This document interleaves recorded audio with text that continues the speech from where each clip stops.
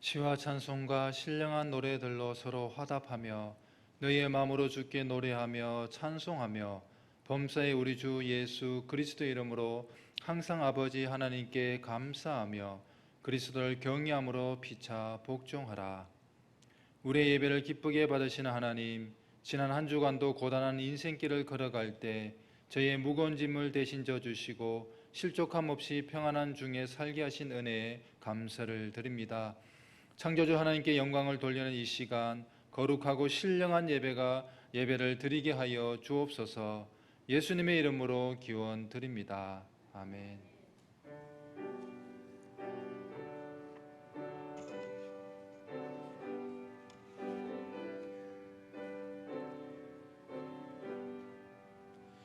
찬양 성부 성자 성령 성삼위일체께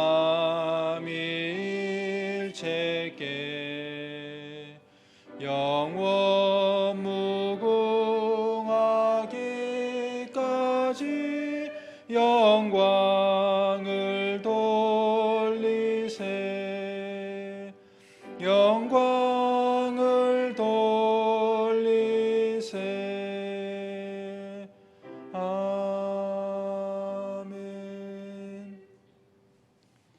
성시교독 46번입니다.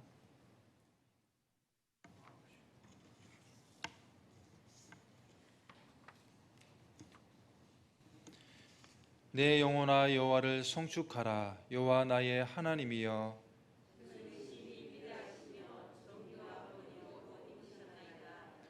주께서 옷을 입은 같이 빛을 입으시며 하늘을 휘장같이 지시며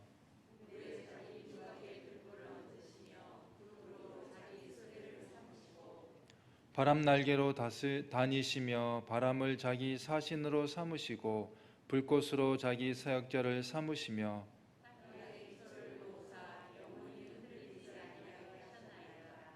주께서 물의 경계를 정하여 넘치지 못하게 하시며 여호와께서 샘을 골짜기에서 솟아나게 하시고 산 사이에 흐르게 하사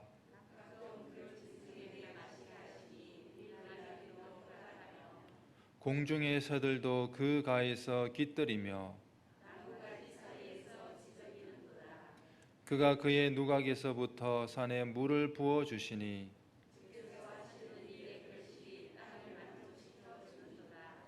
아멘. 나는 전능하신 아버지 하나님 천지의 창조주를 믿습니다.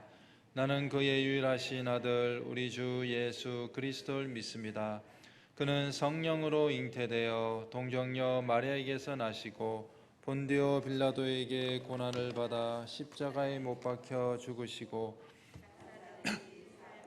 죽은 자 가운데서 다시 살아나셨으며 하늘에 오르시어 전능하신 아버지 하나님 우편에 앉아 계시다가 거기로부터 살아있는 자와 죽은 자를 심판하러 오십니다. 나는 성령을 믿으며 거룩한 공교회와 성도의 교제와 죄를 용서받는 것과 몸의 부활과 영생을 믿습니다. 아멘.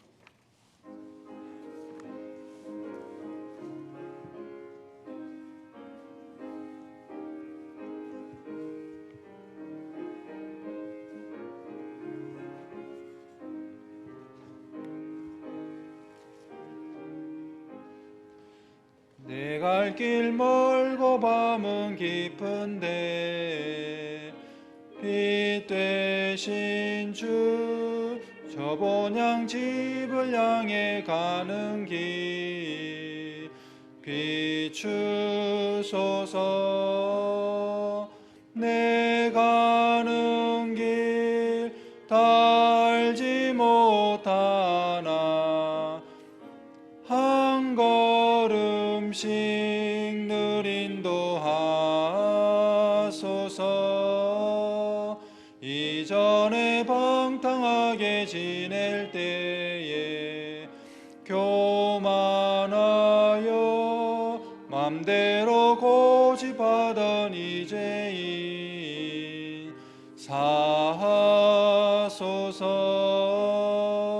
내 지은 죄 다 기억 마시고 주 뜻대로 늘 주장하소서.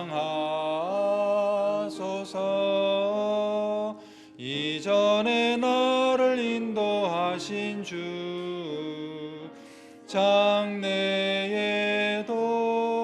내 앞에 험산 줄령 만날 때에 도우소서.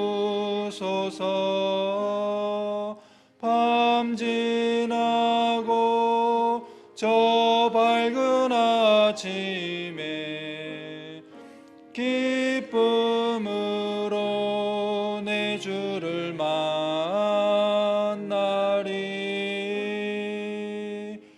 아멘.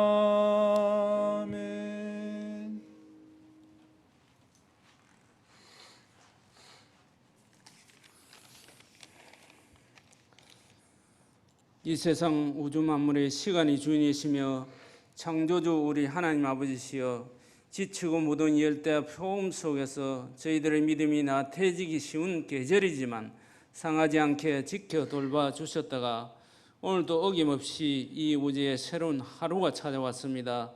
거룩되고 복된 예배 드리는 이 시간, 하나님 말씀 안에서 세상에서 얻을 수 없는 남다른 기쁨과 즐거움과 자유함을 누리는 이 한날이 되게 인도하여 주시옵시며, 우리의 형편과 사정이 경황이나 환경이 녹록지 않더라도 기도가 비결되어 세상 모든 악한 어둠의 세력들을 예배로부터 풀어 이겨나가는 이 시간 되게 인도하여 주시옵소서. 하나님 아버지시여, 코로나로 인하여 변동수 많고 불확실한 이 시대에 코로나 이전의 생활이 얼마나 소중하고 평범한 하루하루가 기적적인 일상 3년가를 절실히 깨닫고 느끼며 회개합니다. 코로나 환자가 완화되고 어느 정도 사라지면 우리는 코로나 이전의 일상 복귀가 될 것이라 착각이 원인인 것을 2차 팬데믹 대유행이 과속화되고 자꾸 악순환의 고리에 빠지고 있습니다. 하나님, 저희들을 불쌍히 여겨 긍휼을 베풀어 두 번 다시 감염병 재앙이 오지 않도록 성령의 불로 이 병든 땅을 고쳐 주시옵소서. 하나님, 코로나 전 세계가 몸살을 앓고 있는 와중에 엎친 데 덮쳐져 홍수와 폭우, 재난으로 생명을 잃고 깨어지고 부서지고 무너져서 피해가 많습니다. 수마가 휩쓸고 간 자리, 수재민의 고통과 고달픔 하루 속히 아물고 복구되어 몸과 마음을 추스르고 일어설 수 있도록 힘과 용기를 허락하여 주시옵소서. 하나님 아버지시여, 우리 백령재단을 지켜 돌봐 주시사 이곳에 우리 하나님의 선한 뜻이 있어 노유자 시설을 설립 운영케 허락하심을 감사드립니다. 우리 하나님의 그 목적과 계획과 섭리 아래서 125년 역사로 복음 증거하는 구원의 방주로 선한 영향력을 전하는 우리 백령교회가 되도록 인도하여 주시옵소서. 하나님, 다음 세대와 새 신자들 많이 보내주시사 믿는 자들이 더욱더 많아지며 영육적으로 아프고 힘들고 어려운 자들 하나님께서 친히 찾아 위로와 격려로 치유, 회복, 해결되는 은혜를 베풀어 주시옵소서. 1년 365일 52주 하루도 쉼없이 강대상에서 말씀 전하시는 우리 목사님, 복에 복을 더하여 성령 충만과 기쁨과 즐거움으로 사역 잘 감당하실 수 있도록 은혜 베풀어 주시옵소서. 이 모든 말씀 우리 주 예수님 이름으로 기도드리옵나이다. 아멘.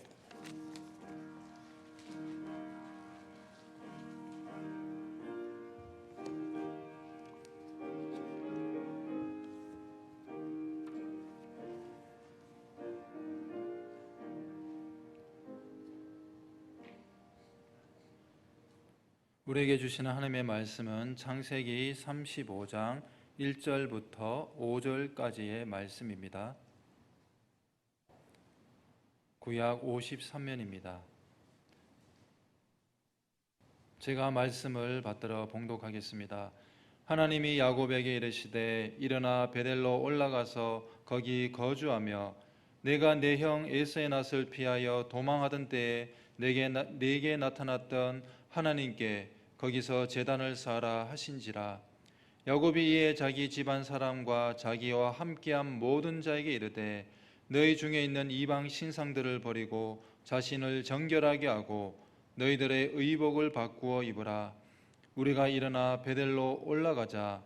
내 환난 날에 내게 응답하시며 내가 가는 길에서 나와 함께 하신 하나님께 내가 거기서 제단을 쌓으려 하노라 하매 그들이 자기 손에 있는 모든 이방 신상들과 자기 귀에 있는 귀고리들을 야곱에게 주는지라. 야곱이 그것들을 세겜 근처 상수리 나무 아래에 묻고 그들이 떠났으나 하나님이 그 사명 고을들로 크게 두려워하게 하셨으므로 야곱의 아들들을 추격하는 자가 없었더라. 아멘. 변함없는 주의 말씀 듣고 살아라. 우리 말과 우리 맘이 진실하여라. 등불되는 주의 말씀 믿고 따르라. 어두운 세상 걸어가도 안전하리라.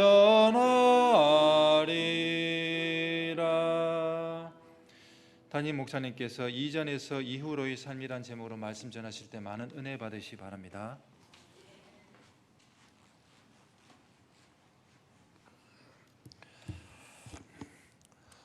여러분의 삶은 지금 어떠합니까? 시작이 좋고 있습니까? 과정도 좋고 있습니까? 그리고 언젠가는 우리의 삶을 정리하고 마무리해야 될 때가 오게 될 것인데 그 마무리 때는 어떠하겠습니까? 우리의 바람은 시작도 좋고 과정도 좋고 마무리 끝도 아름답고 좋을 수 있기를 기대할 겁니다. 그러나 우리의 삶은 그렇게 되지를 않습니다. 시작도 좋고 과정도 좋고 마무리도 좋은 삶을 우리는 완벽한 삶이다 이렇게 말할 수 있겠는데 그런 완벽한 삶을 살 수 있는 분은 예수 그리스도밖에 없을 것입니다. 우리의 삶은 바람은 있지만 그 수준의 바람의 수준에 이를 수는 없다라는 거예요. 그게 연약함의 우리의 모습이고요. 우리들의 한계일 수도 있겠습니다. 그런데 이런 바람은 있죠. 시작은 좋지 않았는데 과정도 좋아지고 끝도 좋아지는 그런 경우를 우리는 참 다행이다, 참 다행스럽게도 그렇게 되었어라고 하는 고백과 더불어서 그것은 하나님의 은혜였다라는 간증도 나올 수가 있겠죠.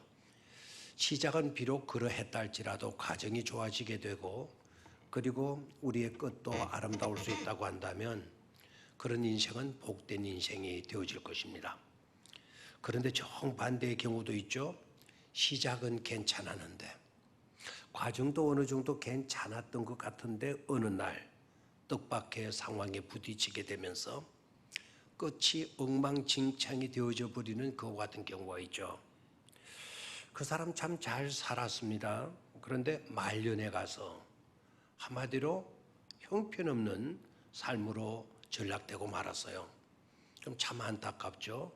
그러한 같은 경우를 우리는 애통스러운 상황이다, 애통스러운 그 위치에 놓이게 된 거다라는 말을 하기도 합니다. 자, 문제는요, 우리들의 삶은 부족한데 그런데 누구이든지 살아가면 갈수록 좋아지기를 기대하게 될 거고요. 좋아지게 되게 되면 하나님의 은혜인 것임을 깨닫고 감사할 수 있어야 된다라는 거예요. 그런데 우리는 그런 바람마저도 갖지 않고 살 때가 많아요. 내가 지금 제대로 살아가고 있는지, 내 삶의 시기가 지금 초반전인지 전반전인지 아니면 후반전인지도 구분하지 못하고 살아가는 경향들이 굉장히 많거든요. 일단은 우리가 어느 수준, 어느 단계에 있다 할지라도 생각할 수 있어야 돼요. 내가 아직 아직 전반전을 살아가고 있는 삶이라고 한다면 전반전을 아름답게 가꿀 수 있기를 위해서 기도해야 돼요. 전반전도 형편없이 살 수는 없거든요. 전반전도 열심히 뛸 수 있어야 될 것입니다. 혹시나 우리들 가운데 후반전을 뛰고 있는, 후반전을 살아가고 있는 삶도 있을 겁니다. 그렇다면 생각할 수 있어야 합니다. 나의 전반전은 어땠는지, 그리고 지금 후반전에 나는 어떠하고 있는지, 후반전에 나의 삶은 어떤 삶이 되겠는지를 생각해 볼 수 있어야 할 것입니다. 그리고 비록 전반전의 삶이 부족하고 연약했고 흠이 있고 그릇되고 잘못된 점이 있다 할지라도 후반전을 잘 뛰게 되게 되면 내 삶은 아름다울 수가 있다. 왜냐하면 끝이 항상 모든 것을 결정하기 때문에 그래요. 그래서 마지막이 중요한 겁니다. 가령 예를 들어서 농구를, 야구를, 축구를 생각해 봐도 괜찮겠죠. 전반전에 많은 골을 넣었어요. 그런데 후반전에 들어가서 많은 골을 잃어버렸어요. 우린 잃어버렸다는 말을 쓰지를 않고 골을 묵었다 그러죠. 많은 골을 묵게 되게 되어지면 전반전에 그렇게 잘 뛰었다 할지라도 후반전에 골을 더 많이 먹었기 때문에 패배자가 되는 것 아닙니까? 그 인생은 패배자가 되는 겁니다. 반면에 전반전에 골을 많이 묵었다 할지라도 후반전에 삶에서 더 많은 골을 넣게 되어졌다면 나는 패자가 아닙니다. 전반전을 형편없이 뛰었다 하더라도 후반전을 잘 뛰게 되게 되면 나는 성자가 될 수가 있는 것이죠. 그래서 중요한 것은 우리들의 삶의 후반전이에요. 마무리 끝 이것을 잘 관리하고 마무리를 잘 할 수 있는 그런 지혜를 가지는 것이 중요하겠습니다. 하나님은 어떻게 우리의 삶을 주장하시나? 하나님은 시작도 좋게 하셔요. 초반전도 전반전도 좋게 하시고 그 다음에 하프타임에 그 시간에도 생각할 수 있도록 만들어 주시거든요. 그 중간 하프타임 그 휴식 시간 또 하나님이 우리에게 유익을 주셔요. 그리고 후반전의 삶도 하나님은 아름답게 마무리할 수 있도록 우리를 도우시는 하나님이시다라는 것이죠. 그래서 하나님이 우리 인간을 창조하실 때 보시기에 좋았다. 시작 자체가 굉장히 좋았어요. 그리고 삶의 가정도 좋게 하시는 분이셔요. 푸른 초장, 맑은 물가로 하나님은 항상 우리를 인도해 주시기를 원하시고 기뻐하시고 실제적으로 그렇게 인도해 가시는 하나님 아니십니까? 우리의 가정도 좋게 하시는 분이셔요. 그러나 하나님은 후일을 더 영광스럽게 만들고 후일을 더 복되게 만들어 주시는 하나님이셔요. 성전을 향하여서도 우리 주님은 그렇게 말씀하십니다. 이전에 처음 영광보다 나중 영광이 더 하리라. 나중 영광이 더 크게 하신다고 하나님이 말씀을 하셔요. 그러니까 우리의 말년도 하나님 더욱더 복되게 만들어 주시는 하나님이시기도 하다는 것입니다. 그런데 문제는 있죠. 그런데 하나님은 그렇게 역사해 가시는데 우리는 초반전, 중반전을 형편없이 살아올 수도 있었다라는 거예요. 본의 아니게 초반전을 엉망진창으로 산 경우도 없잖아 있을 것이다라는 거예요. 그런데 낙심하지 마세요. 그랬다 하더라도 하나님은 전반전을 잘못 살아온 인생들을 그냥 두시지 아니하시고 그 인생들의 삶 속에 개입해 주신다라는 겁니다. 개입해 주셔서 그 사람의 말년을, 그 사람의 후반전을 더욱더 복되게 만들어 주시는 하나님이시다라는 것을 깨닫기를 축원합니다. 오늘 그 메시지를 주고 있는 것이 오늘 우리가 읽었던 창세기 35장 1절로 몇 절의 말씀이다? 5절의 말씀이다라는 거예요. 오늘 이 말씀을 통해서 우리 모두가 은혜 받으실 수 있게 되기를 축원합니다. 자, 그러면 첫 번째로 아름다운 후반전을 위해서, 아름다운 마무리 삶의 끝을 위해서 하나님은 어떻게 일하시나? 개입해 주시는 하나님이십니다라는 거예요. 한번 따라 하십시오. 개입해 주시는 하나님이십니다. 좀 더 큰 소리로 마스크를 꼈으니까 좀 더 큰 소리로 해야 제대로 들릴 수가 있을 것 같습니다. 아름다운 삶을 후반전의 삶을 위해 개입해 주시는 하나님이십니다. 시작. 개입해 주시는 하나님이십니다. 라는 것. 자, 오늘 1절을 보도록 하겠는데요. 1절을 보게 되니까 하나님이 야곱에게 이르시되 그랬습니다. 그죠? 자, 하나님이 누구에게 말씀하십니까? 야곱에게 말씀하십니다. 자, 이때의 야곱은 어느 시기를 살고 있었나? 삶의 시기를 전반전이냐 후반전이냐 둘로 나누게 되어진다면 이때의 야곱은 전반기를 마치고 후반전에 돌입하고 있는 상황이었다라는 겁니다. 자, 전반기를 마치고 후반기에 접어들고 있는 야곱에게 누가 찾아오셔서 말씀하십니까? 하나님께서 찾아오셔서 말씀해 주셔요. 자, 1절을 같이 읽습니다. 시작. 하나님이 야곱에게 이르시되 일어나 베델로 올라가서 거기 거주하며 네가 네 형에서의 낯을 피하여 도망하던 때에 네게 나타났던 하나님께 거기서 제단을 쌓아라 하신지라 말씀하셔요. 굉장히 의미가 있는 말씀입니다. 굉장히 의미가 있는 말씀인데, 자, 전반전에 야곱의 삶이 어떠했느냐를 알아야만이 이 말씀이 굉장히 의미가 있는 말씀이라는 것을 깨닫게 됩니다. 자, 그러면 전반기에서 후반기에 접어들고 있는 야곱에게 하나님께서 말씀해 주시는 것으로 말씀을 드렸는데요. 그러면 전반기에 야곱의 삶은 어땠느냐? 야곱의 삶은 어땠느냐? 야곱의 삶을 한마디로 정리한다면 잘 산 삶이 아니라 그릇된 삶, 잘못된 삶을 산 삶이었다라는 거예요. 살아야 할 삶을 살지 못하고 살지 못한 삶을 살았다라는 거예요. 그게 누구의 삶이었다? 야곱의 전반전의 삶이었다라는 겁니다. 여러분 아시잖아요. 야곱의 전반전의 삶 어떻습니까? 그걸 또 한마디로 그의 삶을 딱 요약을 한다면 자기밖에 모르는 삶이었다라는 거예요. 누구밖에 몰랐다? 자기밖에. 이런 인간 좋아요, 안 좋아요? 이런 인간 야속할 때가 있고요, 야비할 때가 있습니다. 이런 인간 무정합니다. 이런 인간 정말 잔인할 때도 있습니다. 우리는 이런 삶을 절대로 살지 말아야 합니다. 그런데 야곱이가 전반기는 자기 자신밖에 모르는 삶을 살았다라는 거예요. 그래서 부모도 속여요. 어떤 이건이 있으면 형도 속이잖아요. 반죽한 그릇에. 심지어 자기 아내들도 속이고요. 이웃도 없는 그런 철저히 자기밖에 모르는 자기 유익만을 위해서 산 사람이었어요. 그게 누구의 삶이었다?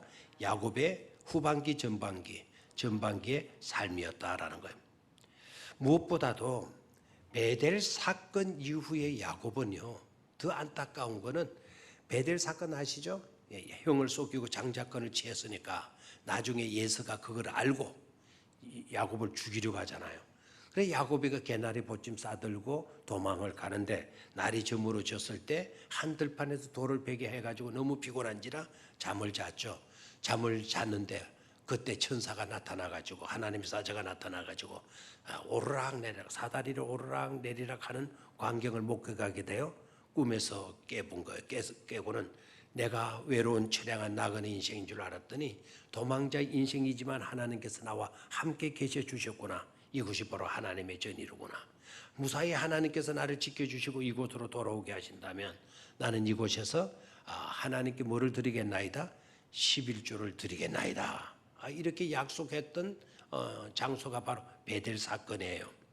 그 베델 사건이 있고 난 이후에 야곱은 하나님을 까맣게 잊어버리는 그런 삶을 살게 돼요. 밧단 아람이라고 하는 외삼촌의 집에서 근 20년을 살게 되는데 그 20년 동안 기도하는 모습이 전혀 없어요. 예배를 드리는 모습도 없고요. 그리고 찬송하고 감사하는 그런 모습 어디에서도 찾아볼 수가 없어요. 이게 야곱의 전반기의 삶의 내용이었다라는 것이죠. 만약에 야곱의 생애가 그때의 끝이 났다고 한다면, 그때 끝이 났다고 한다면 야곱은 어떤 삶을 산 사람이냐? 야곱은 사기꾼이었다. 야곱은 간사한 놈이었다. 덩쳐먹고 등을 닥치고는 앞에 간을 빼먹는 그런 비열한 인간이었다. 그리고 자기 밖에 모르는 형편없는 삶을 살아온 사람으로 낙인 찍고 말았을 것입니다. 그런 인생으로 밖에 드러날 것이 없었다는 거예요. 그런 삶의 결과는 여러분 허무이잖아요. 만약에 저와 여러분들이 살다가 가고 난 뒤에 오늘 이 순간에 하나님이 여러분의 삶을 마감 지었다고 한다면 여러분들은 어떠한 삶으로 낙인 찍히게 될까요?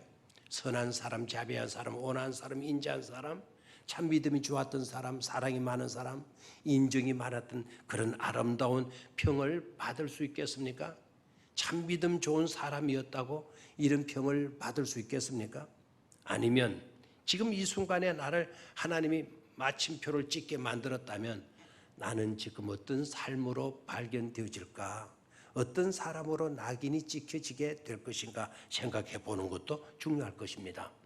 만약에 이 시점에 하나님이 야곱을 데려가셨다고 한다면 야곱은 자기밖에 모르는 삶을 살다가 간 사람이라고 낙인 찍힐 수밖에 없었다라는 거예요. 야곱의 무덤을 쏘고 야곱 앞 무덤 앞에 비석을 세우고 그 비석에 비문을 새긴다고 한다면 자기밖에 모르는 삶을 살다가 갔노라. 이 사람 이름은 야곱이다. 아마 이렇게 새겨지게 되어졌을 것입니다. 여러분 이렇게 살게 되면 그 삶의 결과는 허무라는 것 아시죠? 그건 불행이라는 것 아시죠? 그건 어리석음이라는 것 아시죠? 그건 살아서는 안 되는 삶이었다는 걸 알고 있죠? 그건 살아도 소용이 없는 헛된 삶이라는 것을 여러분 기억할 것입니다. 이것을 깨닫는 것이 중요합니다. 이렇게 살다 갈 수는 없다라는 거예요. 이것만큼은 우리가 꼭 깨닫고 우리의 삶을 점검할 수 있는 지혜를 가져야 될 줄로 믿습니다. 평생을 독신으로 살아가고 있었던 한 할아버지가 있었어요. 그 할아버지에게 아이들이 늘 찾아가서 할아버지에게 이야기를 해달라고 졸라대는 겁니다. 떼를 쓰는 겁니다. 그럴 때마다 할아버지는 늘 자신의 수염을 쓰다보면서 똑같은 이야기를 아이들에게 들려주었다고 합니다. 그 이야기는 이렇습니다. 옛날 어떤 마을에 멋있고 잘생긴 가난한 청년이 하나 살고 있었단다. 그 청년은 같은 마을에 사는 마음씨 착하고 어여쁜 여자를 아주 사랑했었지. 어느 날 남자는 용기를 내어 여자에게 우리 결혼하자고 프로포즈를 했었지. 그러자 여자는 조금도 주저하지 않고 이렇게 말하는 것이었어. 2마리의 말은 필요 없고 5마리의 소만 가지고 오면 결혼하겠어요 라고 하더란다. 그때는 결혼할 때 예물로 말 아니면 소 같은 것을 주는 풍습이 있었거든. 그런데 남자에게는 가난하여서 소 5마리를 구할 수가 없었었지.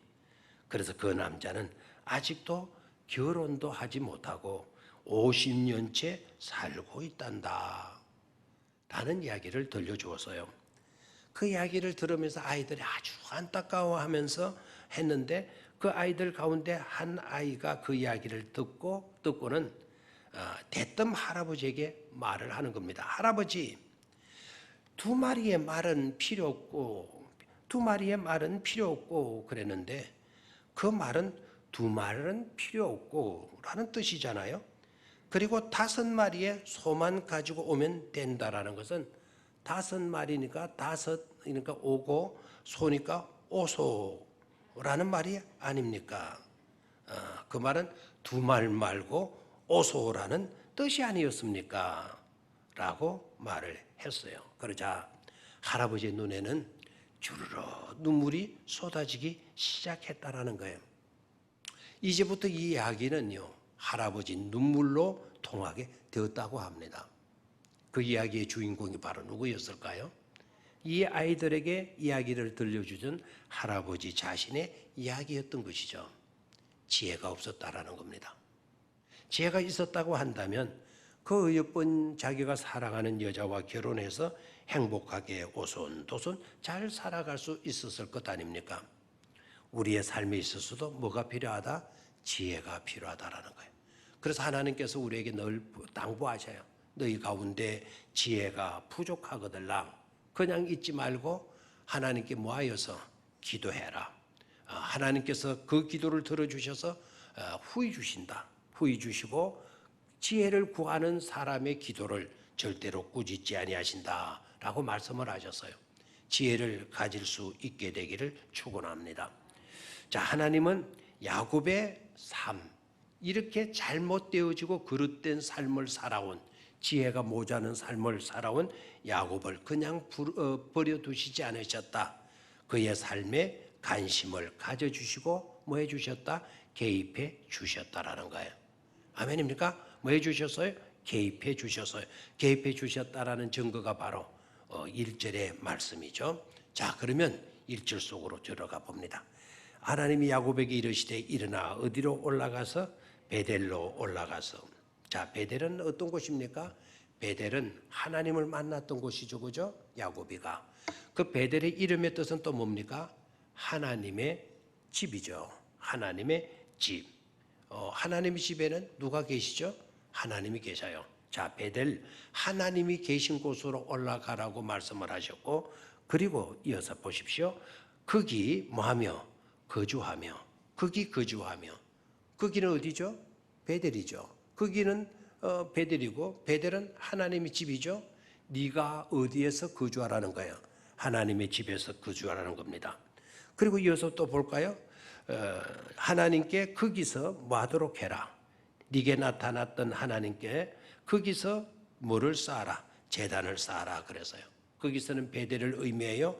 제단은 예배를 말하죠. 제단을 쌓아라고 하는 것은 예배를 드리라라는 말씀입니다. 저 무슨 말씀이죠? 너는 이때까지 하나님 없는 삶을 전반기에 살아왔잖아. 이제는 그런 삶을 살아서는 안 돼. 하나님 계신 곳으로 네가 올라가고 하나님이 계신 그곳에 네가 거주하면서 그곳에 계시는 하나님께 뭐를 드리는 삶을 살아라? 예배하는, 하나님을 예배하는 삶을 살아라라고 하는 명령을 해 주셔요. 다시 말하면 야곱의 전반전의 삶을 후반전에 들어서면서 수중해 주시는 것을 볼 수가 있습니다. 이게 바로 은혜입니다. 복된 인생, 아름다운 인생으로 거듭나게 되는 축복의 상황인 것임을 깨달을 수가 있는 줄로 믿습니다. 우리도 하나님 없는 삶을 살지 말고 하나님 있는 삶으로, 하나님 떠난 삶을 살지 말고 하나님 계신 곳에 거주하면서 영원토록 하나님을 예배하는 저와 여러분들의 삶을 사실 수 있게 되기를 주의 이름으로 축원합니다. 두 번째로는 아름다운 후반전을 위해 야곱은 돈독한 믿음으로 응답하고 있습니다. 한번 따라 하십시오. 야곱은 돈독한 믿음으로 응답합니다. 아멘. 2절과 3절, 7절의 말씀을 중심으로 보게 되면 우리는 그 사실을 깨달을 수가 있습니다. 자, 하나님이 개입하셔서 야곱에게 하나님의 말씀이 없고 하나님께 기도하지도 않고 했던 그 야곱에게 말씀을 해 주셔요. 하나님의 말씀이 야곱에게 주어지게 되자 야곱의 반응입니다. 야곱은 그 말씀에 그대로 뭐 하고 있는 것을 볼 수가 있죠. 순종하고 있는 것을 볼 수가 있습니다. 자, 3절을 봅니다. 시작. 우리가 일어나 베델로 올라가자. 내 환난 날에 내게 응답하시며 내가 가는 길에서 나와 함께 하신 하나님께 내가 거기서 뭐를 쌓으리라? 제단을 쌓으리라 말씀을 하시고 계세요. 여기에서 보시기를 바라요. 베델로 올라가자. 그런데 그 앞에 우리가 일어나. 다시 한번 우리가 일어나 그랬죠. 우리가 일어나. 어디로 올라가자? 베델로 올라가자. 베델로 올라가자. 지난 날에 자기가 낯을 피해가지고 예수의 낯을 피해가지고 도망하다가 만났던 그 하나님이 계신 곳, 바로 그곳으로 우리가 맞아 올라가자라는 거예요. 저를 봐요. 베델로 올라가자. 하나님을 만났던 그곳으로 올라가자. 하나님이 계신 하나님이 집인 그곳으로 우리가 올라가자라고 하는 이것은 영적 회복을 보여주는 중대한 사건이다라는 거예요. 무슨 회복? 영적인 회복, 영성을 회복시켜주는 아주 중요한 사건이고 있다라는 것입니다. 또 한번 볼까요? 3절 우리가 일어나 베델로 올라가자라고 하는 그 말 앞에 우리가 일어나 이렇게 되어져 있죠. 우리가 라고 했는데 오늘 이 말씀을 듣지 못하면은요 이 말씀을 잘 이해할 수가 없어요. 야곱의 전반전의 삶을 알지 못하면 이 우리가라고 하는 말이 의미 없게 다가오게 돼요. 야곱의 전반전의 삶이 어떠했는가를 우리가 알게 된다면 우리가라고 하는 이 단어가 굉장히 중량감 있게 우리에게 주어지게 되는 것임을 깨닫게 되는 겁니다. 그래서 성경을 많이 읽은 사람, 성경을 잘 이해하고 있는 사람들이 이 말씀을 읽을 때 그리고 모르는 사람이 읽을 때와 너무나 다른 거예요. 모르는 사람 우리가 이러는 베델로 올라가 우리가라고 하는 이 단어는 아예 신경도 안 쓰고 그냥 지나쳐 버리는 경향들이 굉장히 많아요. 그건 잘못된 거예요. 그러나 성경을 제대로 알고 이 성경을 읽는 사람은 우리가 이 말이 강조가 되어지게 되는 거죠. 우리가 일어나. 자, 전반전에 야곱의 삶이 어땠다 그랬습니까? 자기밖에 모르는 삶이었다 그랬죠. 자기밖에 모르는 삶을 산 야비한 야속한 사람이었어요. 그런데 후반전에 들어오게 되면서 하나님이 개입하시게 되어지면서 그가 표현하는 말이 내가가 아니고 이제는 누구입니까? 우리가라는 말로 바뀌어지고 있다라는 거예요. 즉 너를 생각하고 있다라는 거죠. 이웃을 생각하게 되어졌다라는 거예요. 이것은 이웃에 대한 책임적 존재로 야곱이가 지금 변화되고 있는 것임을 깨달을 수가 있죠. 내 몰라라 하던 것이 아니고 이제는 이웃에 대한 책임적 존재로 우리가 함께 나아가서 베델로 올라가자. 그곳에서 우리 하나님께 뭐하자? 예배하자고.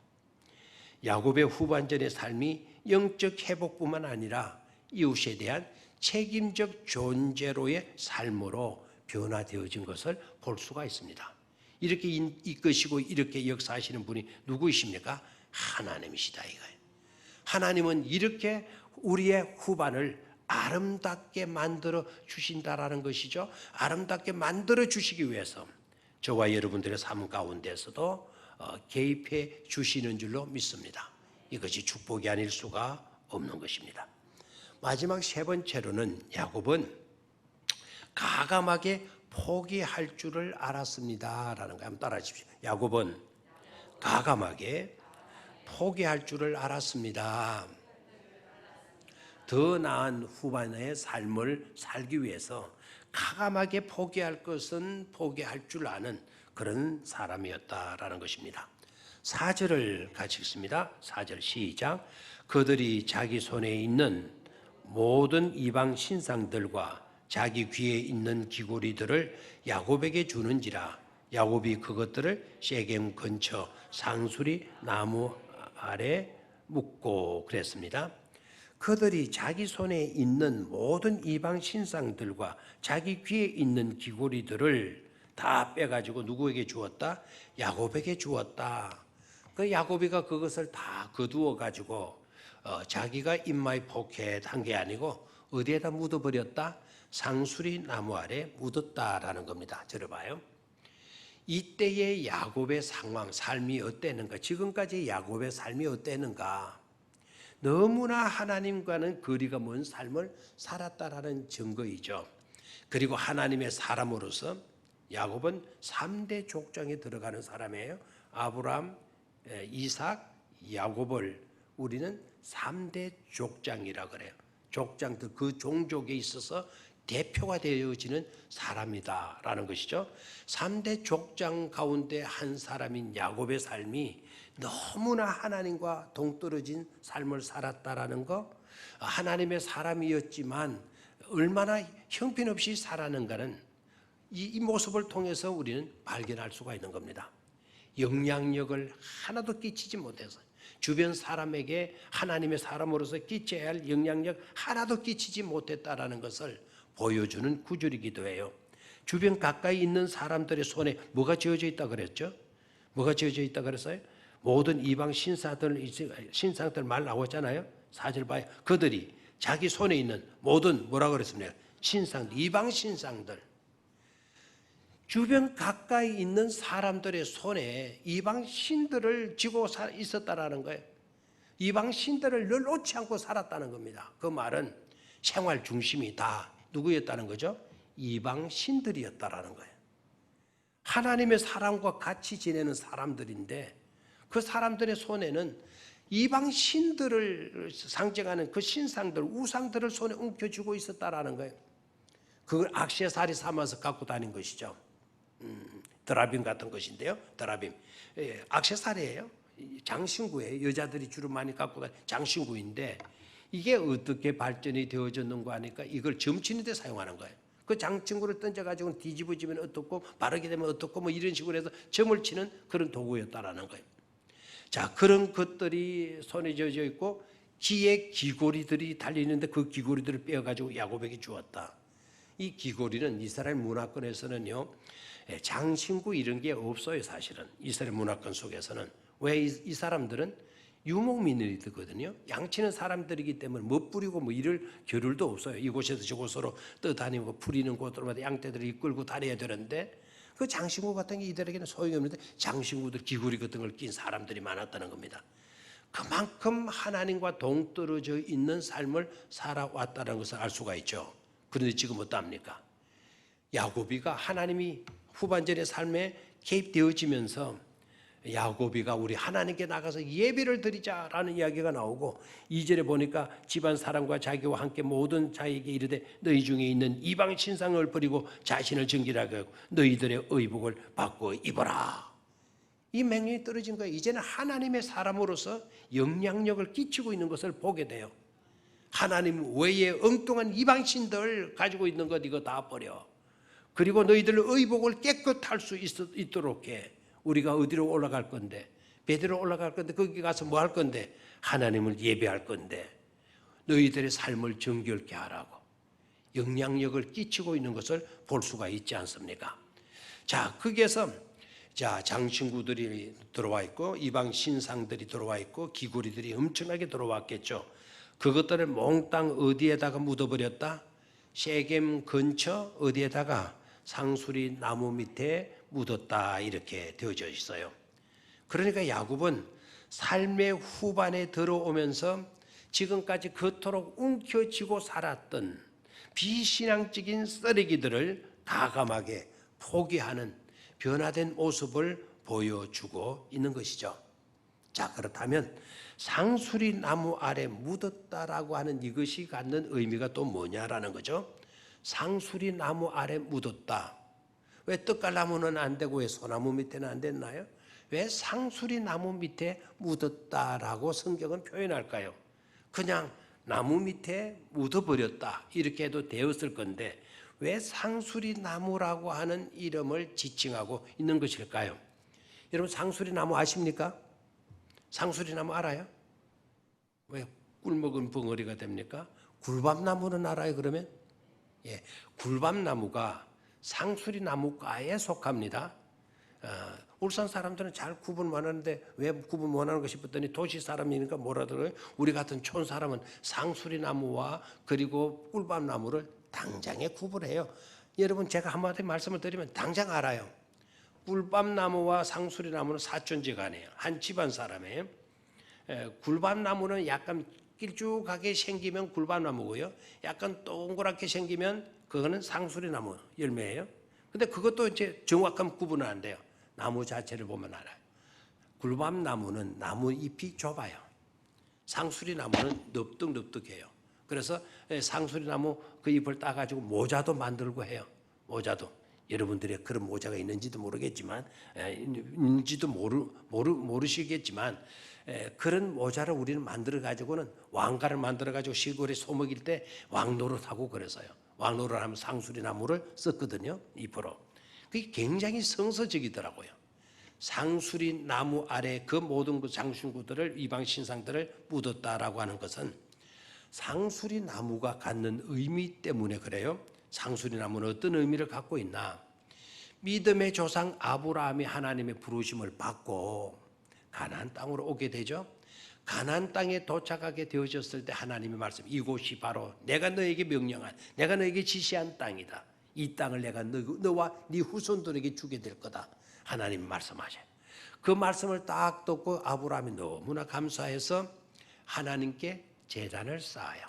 제단을 쌓는데 어디에다가 제단을 쌓고 하나님께 예배를 드리는가 하니까 상수리 나무 아래입니다.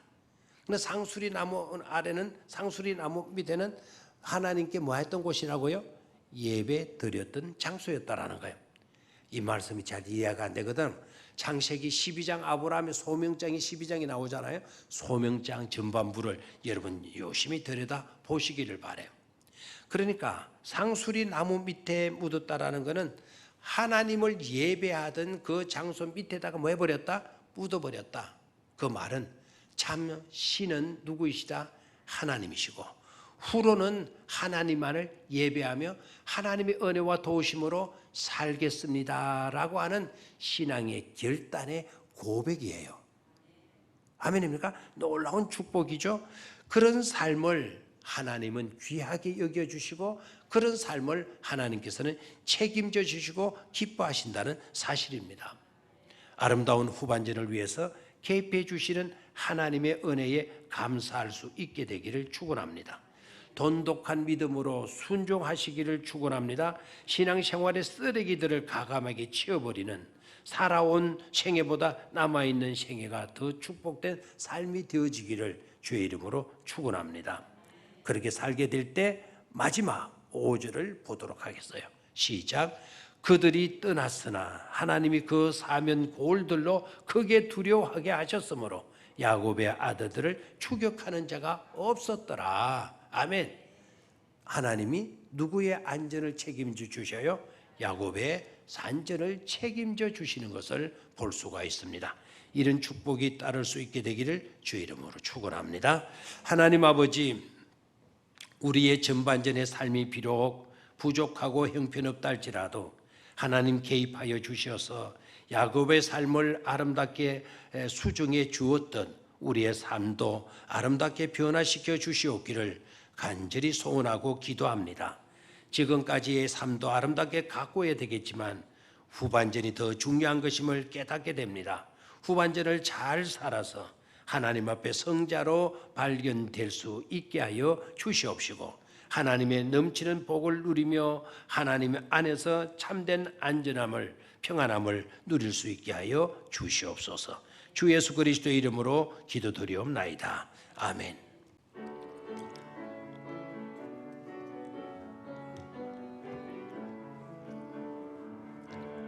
내게 있는 향유 값주게 가져와 그 발 위에 입 맞추고 깨뜨립니다. 나를 위해 험한 산길 오르신 걸음마다 거신 사랑 새겨놓았네. 하나님 아버지, 참 세상은 너무나 힘들고 어렵습니다. 코로나로 인하여 전 세계가 두려움에 빠져 있고 또 우리 한국은 장마로 인하여서 엄청난 피해와 손실을 입고 있습니다. 아연실색하는 우리의 동족들을 보게 됩니다. 하나님이여 저희들을 긍휼히 여겨주시옵시고 이런 어려운 시기와 어려운 때에 우리가 너무나도 연약한 존재이고 있다는 것을 깨닫고 더욱더 전지전능하신 우리를 도우시기를 기뻐하시는 하나님을 철저히 의지하고 하나님의 사랑과 은혜를 도움을 받고 승리하는 주의 백성들 꼭 되게 하여 주시옵기를 빌고 원하옵나이다. 어려움이 우리의 감사를 뺏어가지 않도록 주님 도와주시옵소서. 불안의 정세로 인하여서 우리의 찬송이 소멸되지 않도록 하여 주시옵소서. 어려울 때일수록 더욱더 감사할 수 있게 하시고 어려운 상황 속이라 할지라도 더욱더 하나님의 성호를 찬송할 수 있는 우리의 믿음이 되게 하여 주시옵소서. 어려운 상황 가운데서도 이렇게 정성의 예물을 기쁨으로 감사함으로 하나님께 올려드리는 우리 성도님들의 손길과 그 마음과 정성을 헤아려 주시옵시고 더 크신 상급으로 복내려 주시옵소서. 우린 민족도 우리나라도 복을 받아서 정말 이 어려운 때에 수많은 백성들 세계에 나가서 복음을 전하는 사역들을 잘 감당할 수 있도록 역사하여 주시옵시고 무엇보다도 믿음의 마음, 사랑의 마음 변치 않게 하여 주시옵소서. 후반의 삶을 주장하여 주시어서 우리의 삶이 더욱더 미소 짓는 나중 영광이 더 찬란히 빛나는 그런 삶이 되게 하여 주옵소서. 우리의 자녀들이 잘 되게 하시고 가정이 복받게 하여 주시옵시고 직장과 사업의 터전에도 번영이 따르게 하여 주시옵시며 영육 간의 강성함의 복도 넘치게 하여 주시옵소서. 주 예수 그리스도의 이름으로 감사하며 기도드리옵나이다. 아멘.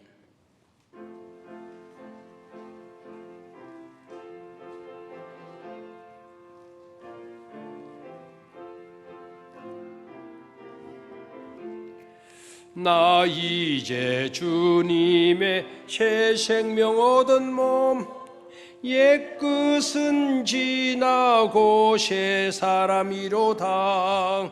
그 생명 내 맘에 강같이 흐르고 그 사랑 내게서 해같이 빛난다. 영생을 누리며 주 안에 살리라. 오늘도 내일도 주 함께 살리라. 주 안에 감추인 새 생명 얻으니 이준에 좋던 것 이제는 값없다. 하늘의 혼내와 평화를 맛보니 찬송과 기도로 주 함께 살리라.